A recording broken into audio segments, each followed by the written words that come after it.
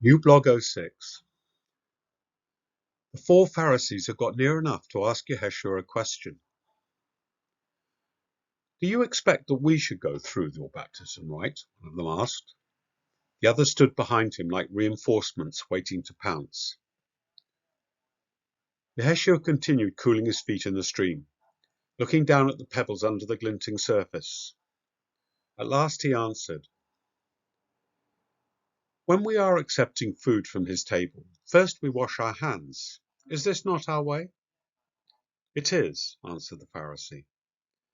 "Then when we are asking to accept his own presence into our life, is it not right for us to wash ourselves inside and out?" "Yet this baptism cannot do the purification that is needed, surely," answered the persistent Pharisee. "It is a lifetime's work to try to be ready. Is that not also true?" "More than can be done in any lifetime," answered Yeshua. "It is not by our own efforts that we can become worthy to receive his greatest gift. Yet he wants us to come home, and he will make us ready. The rite of baptism is only a token offering of ourselves to receive his grace." There was a long pause as they thought about this. No one could find anything to add. The Pharisee tilted his head forward in acknowledgment of the wisdom. Then suddenly he asked, "May I receive that grace also?" to the obvious consternation and surprise of the other Pharisees around him. "Certainly, Simon," said Yeshua, gesturing to where the disciples Nathanael and Philip were still standing in the baptism pool. The Pharisee Simon discarded his outer garments and his sandals and went over to the pool. Philip took him in, asking him his name and whether he sought to receive the presence of his Lord. He did, and the two disciples took Simon and laid him in the pool, covering him in the water's flow, then helped him to his feet again. Water was draining off his face, and he was grinning like a boy. It was hard to tell it was the same man picking up his pile of clothes as the one that had stood out proudly to question Yeshua. His companions had left in disgust. They hadn't stayed to watch, but he didn't care.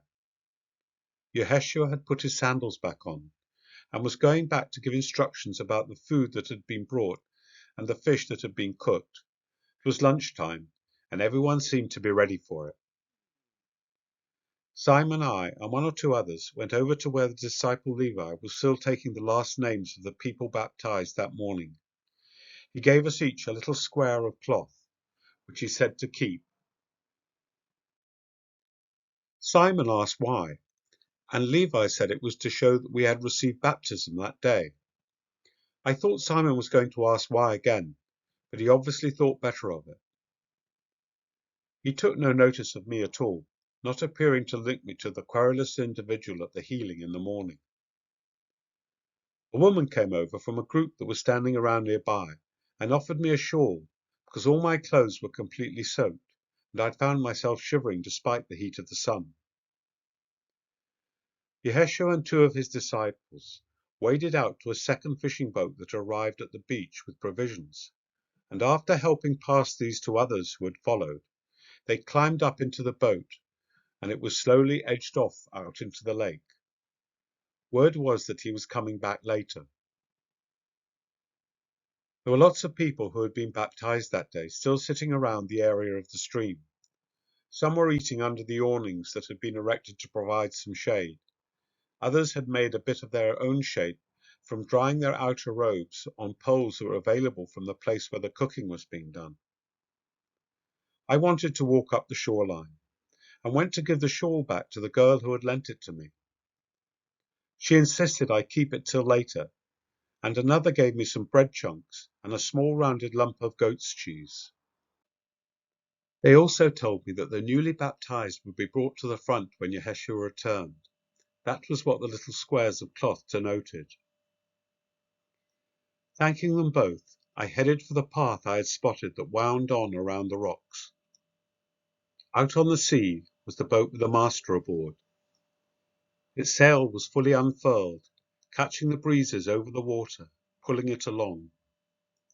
Something on the boat glinted in the sun like a signal.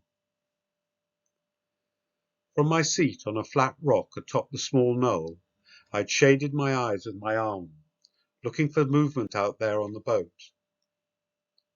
He was there. I could make out the pale colour of the robe he was wearing. He had taken the tiller. Back on the beach, more people were arriving, anxious to hear what this powerful young rabbi would say. This man who was changing how people thought about their lives, how they could live their lives. I was one of them, and feeling happy. My clothes had dried, and I ate one piece of the bread I had been given.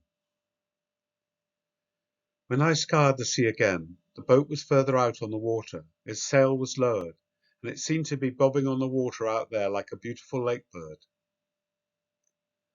I chewed some more bread and cheese, thinking nothing, except this was a special day.